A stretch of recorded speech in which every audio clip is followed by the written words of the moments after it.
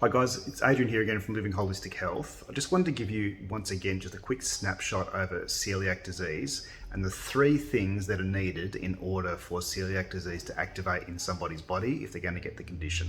So there's three things that need to happen in order for celiac to turn into an inflammatory condition which commonly wrecks the lining of the gut, but also can cause other problems in the body, like problems with iron levels, problems with hormones, problems with mood and depression and anxiety, that sort of thing, problems with our skin.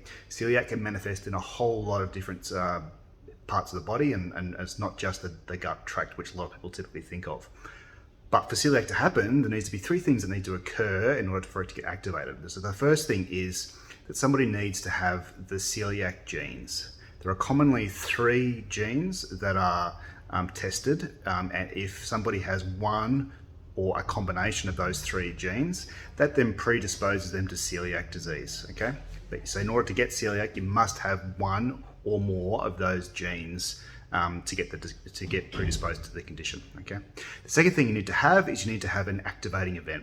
So you need to have something like an infection, like a virus, for example, Epstein-Barr virus, glandular fever, that sort of thing, or a parasite, or lots of stress, some activating event in your life, an infection or something like that, a high amount of stress on the body will then activate celiac if you have the genes as well. So that's the second thing you need. You need the genes firstly, and then secondly you need an activating event.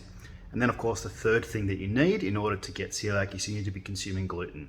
Now for some people, depending on those first two factors, they might not need to be eating much gluten at all. They might just be needing to have a little bit, or maybe they're consuming gluten on a regular basis, but it's different for each person. But basically that's the third thing you need to be doing, is you need to be eating gluten. But those three things need to occur in order to get celiac disease: the genetics, the activating event, and eating gluten. Now that's why for some people they will have, for example, no issue with gluten and all of a sudden get celiac disease at some point in their life later on. And that's because they've carried the genetics all their life. They didn't have the activating event until the body started to change a little bit later on, some hormonally or getting a bit older, for example, and they were eating gluten.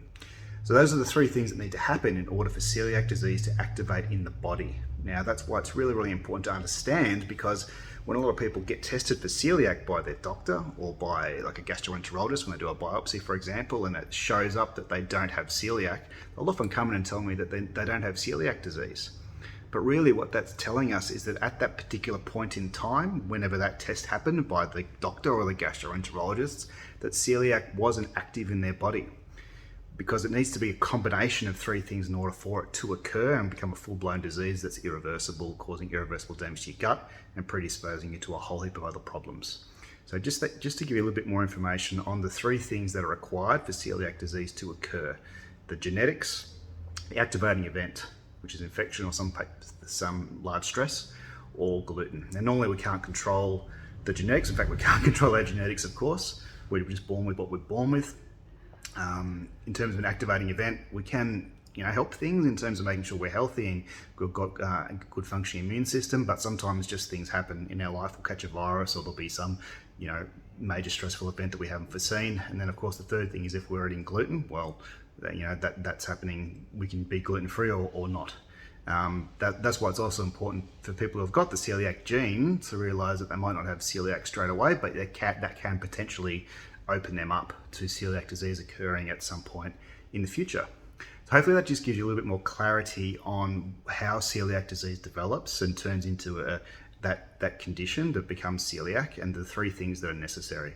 But if you have any more questions on that or need any more information, please give us a call in the clinic, 5201 0557, or you can just message us through our social media channels. Hopefully that helps out a little bit. Thanks very much for listening.